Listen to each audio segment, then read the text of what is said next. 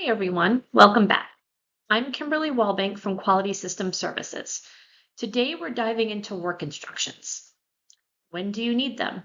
How are they different from SOPs? And what makes them actually useful for your team? Let's get into it. Work instructions are the step-by-step directions for performing a task. They take the bigger picture from your SOPs and make it actionable at the desk, the bench, or the production floor. While SOPs explain the process, work instructions show the exact steps someone should follow. Here's the difference. SOPs tell you what needs to be done and when. Work instructions tell you how. SOPs are broad and compliance driven. Work instructions are practical with details for people doing the work. Sometimes an SOP alone is enough. If the process is straightforward, the risk of errors is low, and your staff are trained and experienced, you may not need a work instruction. For example, something like recording the temperature on a log sheet. An SOP might cover that just fine. So when do you need a work instruction?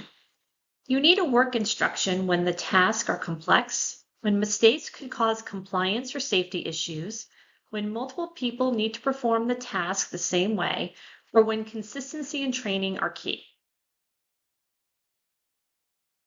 Here's an example about cleaning a lab balance. The SOP might say, clean laboratory equipment according to schedule. The work instruction spells out the details. Turn off the balance and unplug. Wipe weighing pan with lint-free cloth. Use approved cleaning solution on surfaces. Re-level the balance and document the cleaning on Form 123. The SOP gives the direction. The work instruction tells you exactly how to do it. Good work instructions are clear, simple, and practical. Number your steps. Use visuals whenever you can. Test them with the people who actually use them. And keep the language plain. If they aren't easy to follow, they won't get used. A few pitfalls to avoid. Don't just copy your SOP and call it a work instruction. Don't make the steps too vague. Always get input from end users. And remember to update instructions when processes change.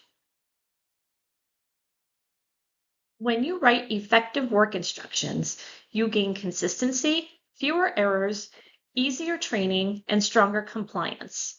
They make your quality system come to life.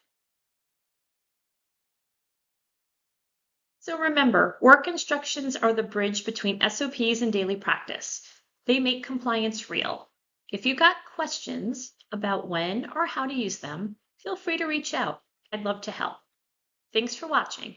If you found this video helpful, give it a thumbs up, subscribe to the channel, and tap that bell so you never miss a video.